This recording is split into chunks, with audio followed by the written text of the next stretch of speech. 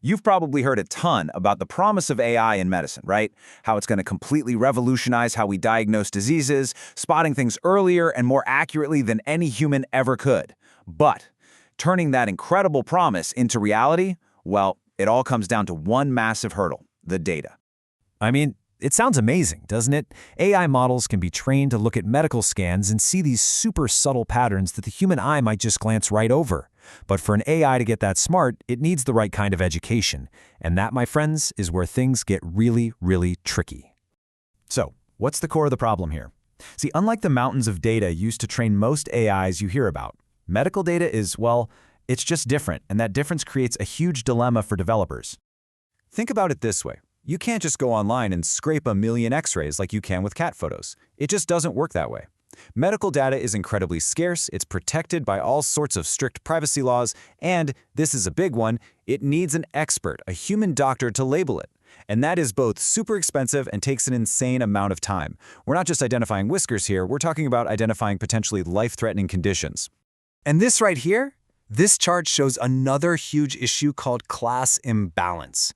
In just about any medical data set you can find, the images of common, everyday, benign conditions are going to absolutely dwarf the number of images of rare but critically important diseases. So what you get is this really dangerous paradox. If an AI is trained on a data set that's 95% healthy scans, you know what it can do? It can achieve 95% accuracy by just guessing healthy every single time. It becomes a genius at spotting the common stuff, but totally useless at finding the rare disease, which, of course, is the whole reason we're building it. So, if we boil it all down, we're staring at three big challenges. First, there's just not enough expert-labeled data.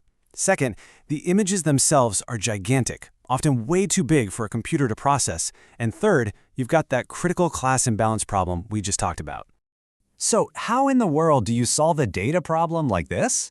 Well, if you can't find more data, you create it. And this is where things get really clever. Researchers have come up with this ingenious process called augmentation.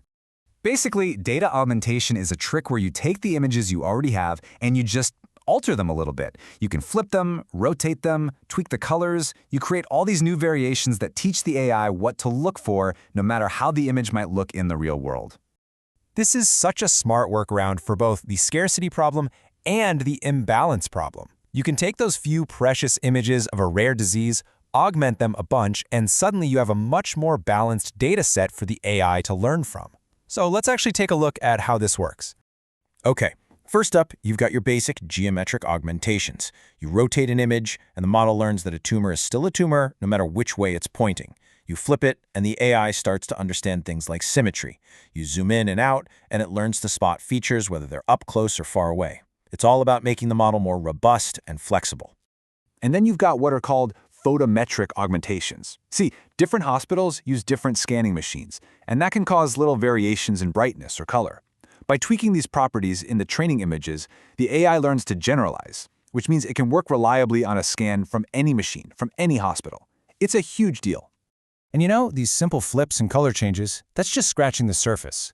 Data augmentation has become this massive toolbox for researchers.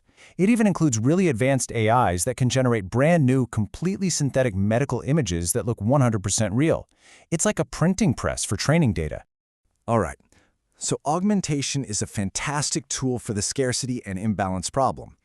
But what about that other challenge we mentioned, the sheer size of these images? A single high-resolution pathology slide or a 3D CT scan can be gigabytes. That is way, way too big to fit into a computer's memory all at once. So you've got this fundamental trade-off, right? You can't process the whole image. So the solution is to chop it up into smaller pieces, or patches. This is called patch-based learning. And while it definitely solves the memory problem, it creates a brand new one.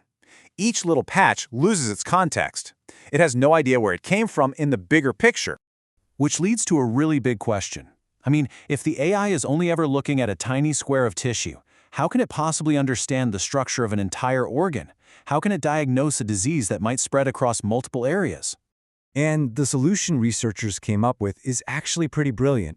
When they feed the AI the little image patch, they also feed it its coordinates, basically its address within the larger image.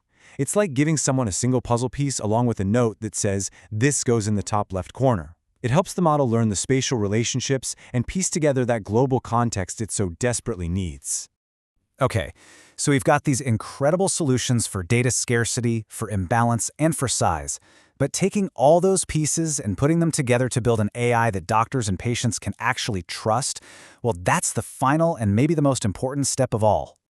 So let's just do a super quick recap. We have data augmentation to create more data and fight that imbalance. We have patch-based learning with coordinates to make massive images manageable.